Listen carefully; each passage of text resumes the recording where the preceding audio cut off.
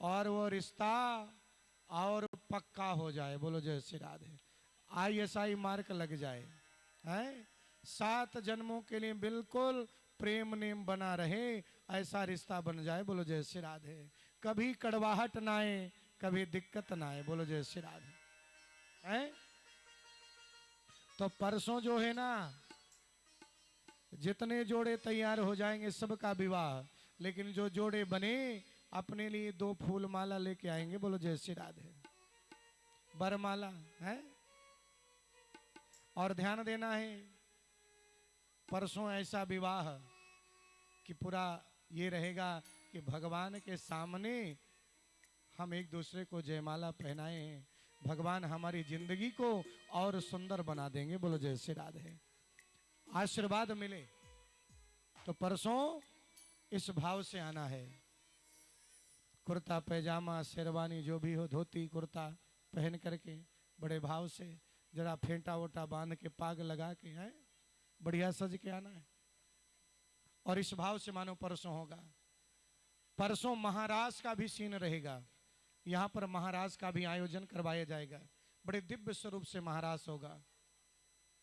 इसके बाद परसों के बाद जो तीसरा दिन है, तीसरे दिन में यहाँ पर सुदामा चरित्र होगा। और सुदामा चरित्र के साथ साथ तीसरे दिन में लठमार होली होगी। लठमार होली मालूम है? नहीं मालूम है तो तीसरे दिन मालूम पड़ जाएगा। है लठमार होली का मतलब कि पहली बार देवियों को मौका मिलेगा। काहे के लिए?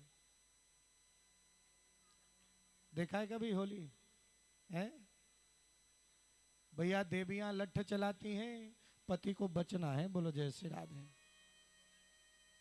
लठमार होली बरसाने की है। फूलों की होली वृंदावन की है, और फूलों की होली भी होगी। और एक होली है लडुआ मार होली, ये नंदगांव की होली है। बोलो जय श्री राधे। तो परसों सुदामा चरित्र और होली का दर्शन होगा। बड़ी दिव्य होली। आप लोग जो वृंदावन होली देखने जाते हैं ना, वो होली आपके गांव में ही होगी। बोलो जय श्री राधे। साक्षात बिहारी जी होली खेलने आएंगे, तो एक भी दिन छूटना नहीं चाहिए। आगे नवम स्कंध में बड़ी सुंदर कथा आती है, मेरे राम जी की कथा आती है। अच्छा, राम और कृष्ण दोनों में कोई अंतर नहीं है। एक लीला पुरुषोत्तम है तो एक मर्यादा पुरुषोत्तम है। एक मर्यादाओं से भरा हुआ जीवन है और एक लीला रूप में है। मेरे भगवान राम ने जो किया है वो हर व्यक्ति को करना चाहिए।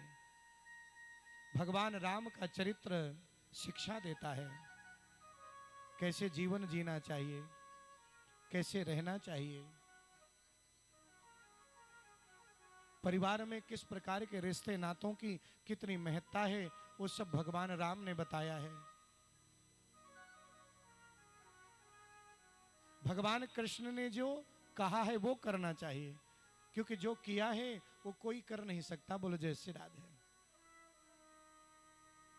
कि राम कृष्ण दो एक है और अंतर नहीं निमेष, इनके नयन गंभीर हैं तो उनके चपल विशेष। बड़ी संक्षिप्त कथा आती है विश्वामित्र जी। और जानते हैं संक्षिप्त कथा कैसी आती है? एक बड़ा सुंदर भाव है।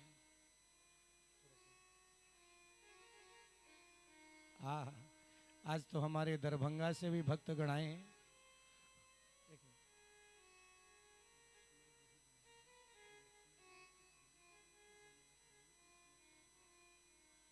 पहले से कर लेना तैयारी। तो जानते हैं नेपाल से भी आए हैं हमारे अमरीश जी, नबोध जी, उनका पूरा परिवार। अमरीश जी के यहाँ जनकपुर गए थे दर्शन करने, और बहुत बहुत शुभकामनाएं, बहुत बहुत आशीर्वाद। भगवान की कृपा हमेशा बनी रहे। तो कहते हैं संक्षिप्त परिचय आता है भगवान राम जी का, संक्षिप्त कथा आती है।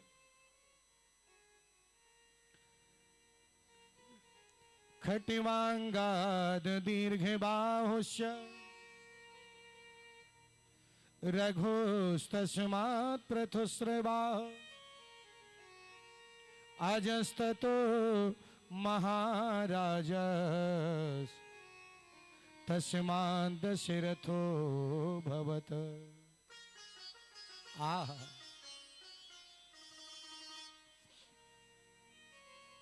कहते हैं सूर्य वंश में अनेक राजा हुए हैं।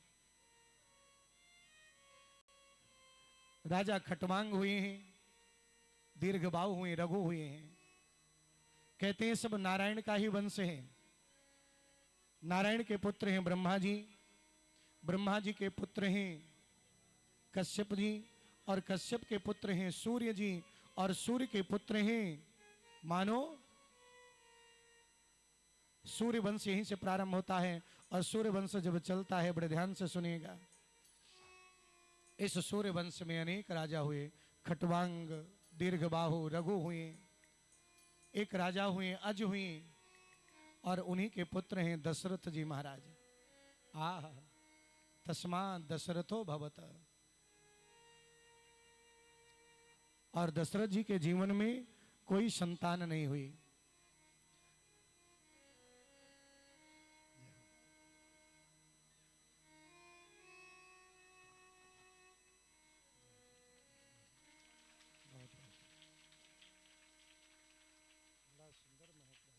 हेलो हेलो,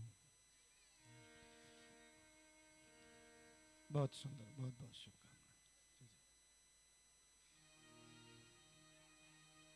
ये हमारे अमरेश जी हैं जो नेपाल से आए हैं, और नेपाल में इनके जन्मभूमि पर भगवान की कथा करने का अवसर मिला था। अरे तेरी भोली सी सूरत सवरिया वो मेरे दिल में बसी जा रही है। तेरी भोली सी सूरत सवरिया मेरे दिल में बसी जा रही है। तेरी भोली सी सूरत सवरिया मेरे दिल में बसी जा रही है। तेरी भोली सी सूरत सवरिया मेरे दिल में बसी जा रही है। अब तो पहले से भी तेरी ज्यादा न जाने क्यों याद आने लगी है। अब तो पहले से भी तेरी ज्यादा न जाने क्यों याद आने लगी है।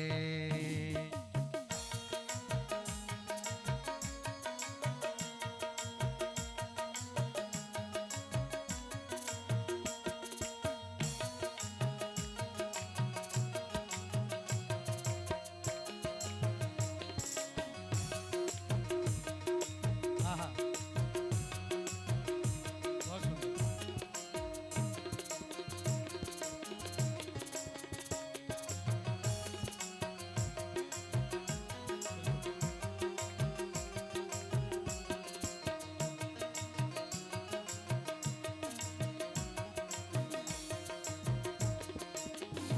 बोलिए व्यास जी महाराज की जय हो।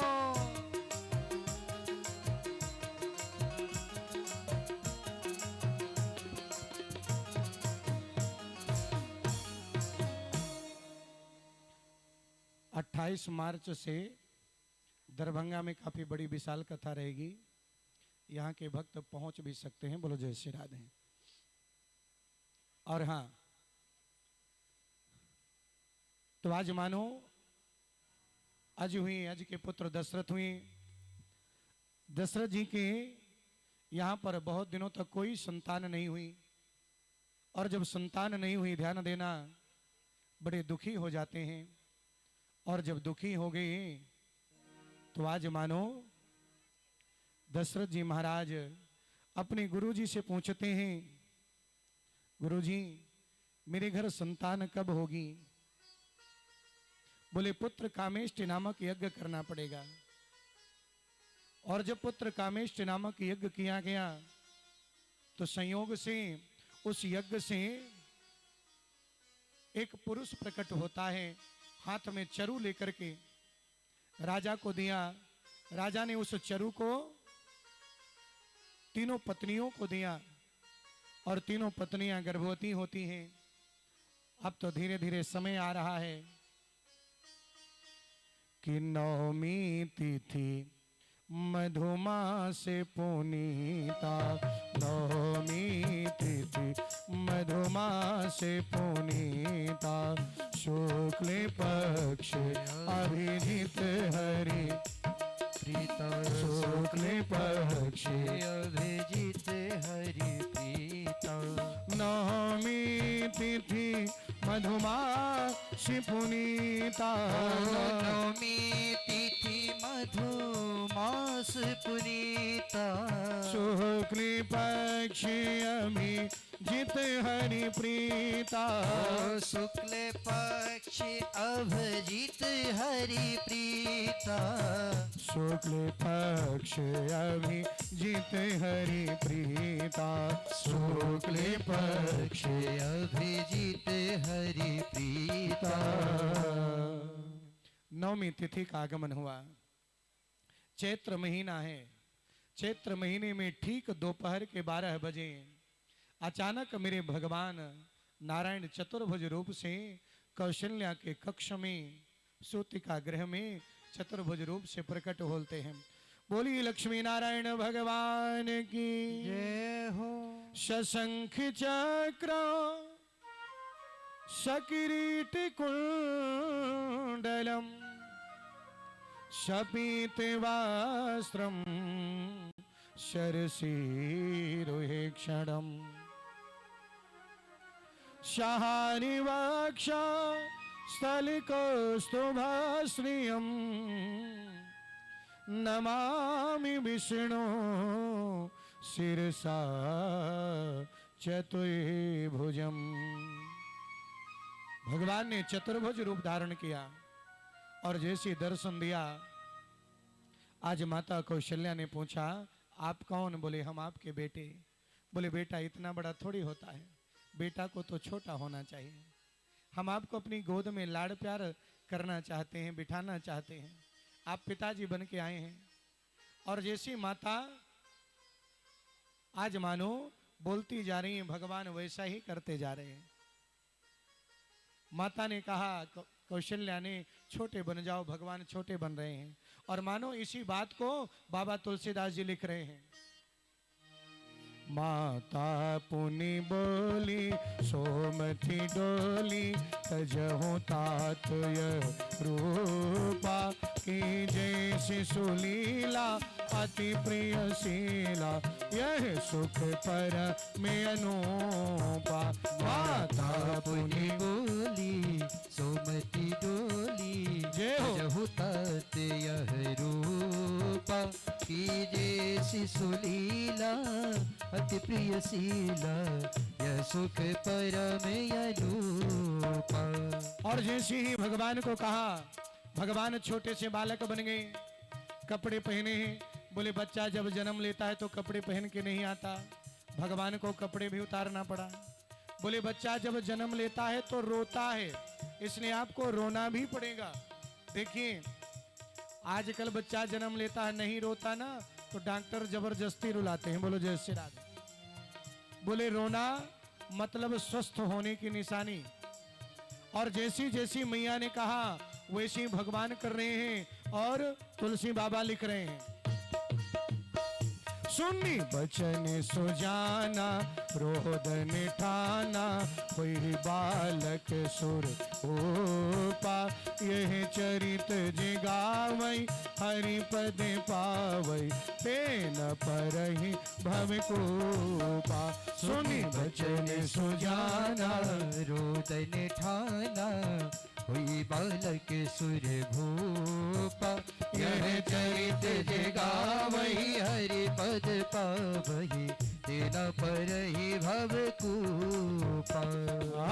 तिन पर ही भव को।